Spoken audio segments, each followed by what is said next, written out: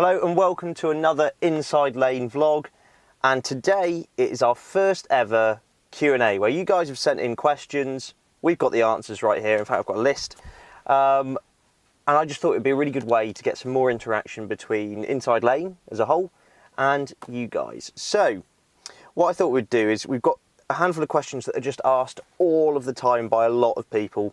I'm going to go through those first before going on to more specific questions that individuals have asked. Okay, so first of all, a little bit of housekeeping. Bugatti Veyron versus Chiron video has got up a little stats comparison between the two. Check that out. That went out last week. And of course, the video review of the rather plush Kia Optima. Very nice car. See what we think actually overall in the review. Okay, first on to the questions that lots of you are asking. What car do you own? Well, as some of you may know if you follow the vlog and Inside Lane, I had up until recently a very beautiful black Toyota MR2 Roadster. I loved it to pieces. It drove like a go-kart, red leather interior, this great red-black contrast. I loved that thing to bits. I think it's probably the cheapest mid-engine sports car that you could go and buy in Europe, and I just had such a riot with it. I loved it. So why don't I have it anymore? Someone callously reversed their car so hard into the side of it that it was a total write-off. The car was irreparable, and that was the end of the MR2. But thankfully, I'm fortunate enough to own a second sports car, which is an original Mark 1 Mazda MX-5 Martini stripes. You might have seen it about on the channel before. So I was fortunate enough to pull that out of hibernation and use that, and I use that now and I enjoy it very much, especially as this beautiful weather's come back. Roof down, pop-up headlights, it just ticks a lot of boxes for me. What is your favourite car is asked quite often, and the official line is, I don't have a favourite car, I've got to be impartial. However, that's the answer a robot would give you, and whilst that should be the default answer, I'm going to give you a much more difficult answer, which is my favourite car changes very regularly. I even struggle with these whole fantasy 10-car garages. What 10 cars would you own? I struggle to name just 10. I love cars. That's why I love doing this job. So to narrow it down on one is very difficult. Let's go with a car recently that I really, really want to own, that I just, didn't want to give back. That'd have to be the 2005 Honda NSX that I had recently in Imola Orange. I'd have it in that colour as well. I just thought it was a fantastic car. It drove so well, it sounded amazing. For me, it was actually economical enough that I could run it myself, so it was quite an affordable supercar in that respect.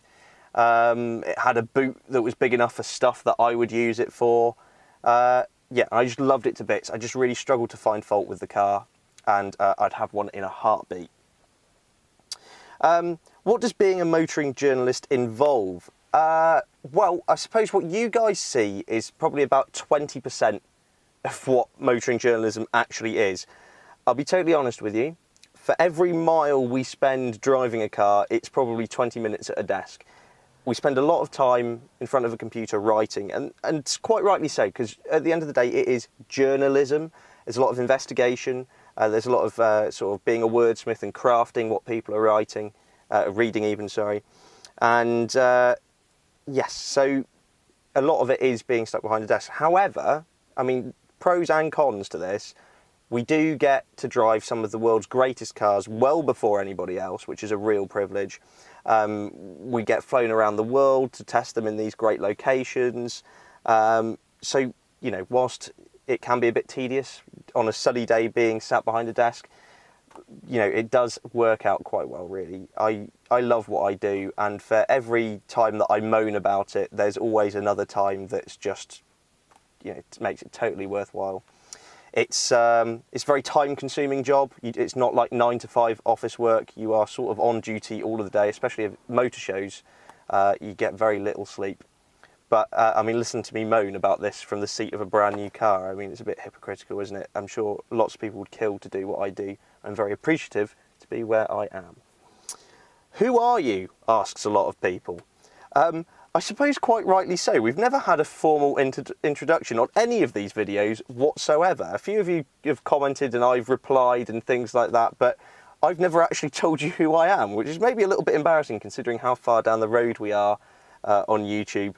So, hello, I'm Tyler Heatley. I am Editor-in-Chief of Inside Lane. I'm 23 years old, which makes me probably one of the youngest motoring journalists in the industry.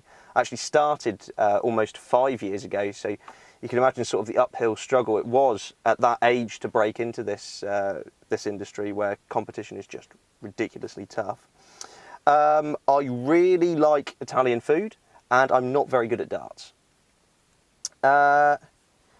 Somebody who probably doesn't come from England, we get comments that are maybe quite stereotypical, so I'll answer this one. Have you ever had tea with the Queen? The answer is no. I don't wear a bowler hat regularly either. I don't eat crumpets that much. And my ringtone is not God Save the Queen. However, I am a little bit susceptible to a cheeky Nando's. Yes, but by far and away, over the past probably month, 2 months, the biggest question we have been asked is, when are you getting a Ford Focus RS? When are you doing a review on the Focus RS? And I have an answer for you. For a while I've been saying we're working on it, we're trying to get one of the first cars when they come into the UK, and we are. The answer is April time. Stay tuned to the YouTube channel. We've got some great things planned with that car. And yeah, I want to see whether it lives up to the hype. I'm a big fast Ford fan, and I just hope that the car lives up to its expectations, what I've read about it and things. But we'll be putting it through its paces at Silverstone, Formula One circuit no less, to see what that car's all about. On another Ford note, the ST200 Fiesta, a limited run car, that looks quite exciting, and in a couple of weeks' time we're getting up close and personal with that car as well. So there you go, a little bit of an exclusive reveal for us. On to more specific questions, if I rattle through these because I know that I'm droning on. Chris Boyd asks, what are the gear changes like in the new AMG C63? Now, AMGs of old were big, brutish, quite muscle car-like in their take on driving, but they've sort of matured now. They're much more rivals for M cars. Not so much, I wouldn't say so much on lap time, but certainly for how they're enjoyed and how they're perceived. They've taken a big step forwards, and that goes for the gearbox too. It was always the weak link in the chain of previous AMGs, but now the new dual clutch gearbox that they've got in those cars is fantastic. Really quick, positive shifts, and yeah, it's done them a world of good, I have to say. The AMG A45 is probably the biggest example of a car that had the old gearbox and now has the new one, and the difference is night and day. It's improved that car a lot. Jordan Clark and a few others have asked, do you film in Dorset? The answer is yes. I live in Christchurch, which is in Dorset, stone's throw away from the coast. And the reason we film all over the world, and a lot in the UK obviously because we're based here, but the reason we do a lot around here is because just not that far away we've got the New Forest, which is just a beautiful natural backdrop for a lot of cars. And in the opposite direction, just a couple of miles away, we've got the ocean, which again makes another great backdrop. So whenever we're doing our 1 week road tests, unless we specifically plan to go somewhere with a car, these are the sort of locations we use. Obviously we try and vary it a bit. But yes, the answer is yes. We're in Dorset, good spot to everyone who's seen it. And expect to see more from Dorset. I'm not moving anytime soon. Zyla asks, will there be tuning options for the new Mustang in the UK? The answer is yes. Ford in America have a huge catalogue of parts you can choose from to customise your Mustang. Over here, they're not offering that catalogue as of yet, but I understand that that's something that will be coming soon. But there are loads of third-party tuners willing to give you everything from body kits to huge increases in power on that 2.3 litre turbocharged engine, and likewise engine improvements on the 5 litre V8. Michael Lau, or Michael Lai, I hope I'm getting your name right, I'm sorry, says, the McLaren 570S being mid-engined, how do you service a car like that? Because you can't really reach over down into that little hatch that they give you on top of the car. Much like most mid-engine cars, a lot of access is gained from underneath the car. In extreme circumstances, you have to remove the engine, or on older mid-engine cars, you'd have to move the engine because there's a lot of stuff in the way. But a lot of modern mid-engine cars have purposely been designed to give you access from underneath the car. So it will go up in a hoist, and there'll be access panels and doors and things for servicing there. But that is typically why a mid-engine car will cost you more to service and run than a front-engine car, just because it's more work, basically.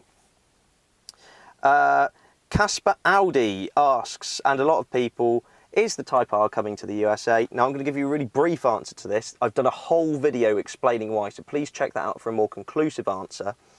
The answer is yes and no.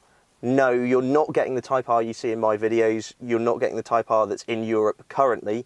What's happening is there was a lot of confusion when the Type R brand was announced to be coming to America. They meant the brand, not this specific car. The next 10th generation Civic, which is out now in America, I understand, will have a Type R variation, and the whole world will get that, including America. Again, check out that video for a much more in-depth understanding as to how that all works, the whole politics of the situation. It's a bit confusing, but hopefully that clears up those questions. Right, this video has gone on quite long enough. Thank you very much for all of your questions. I'm sorry if I didn't get round to answering your specific question. Drop a few more in the comments. I'll see whether I have time to answer those for you. And now I've got to go and build a Lego Porsche 918. Why? Well, you have to find out in an up and coming video. Thanks very much for watching, and let us know what you think in the comments below. Please subscribe for more on the latest and greatest cars to hit the road. For all of the latest automotive news, written reviews and coverage from motor shows, go to www.insidelane.co.uk.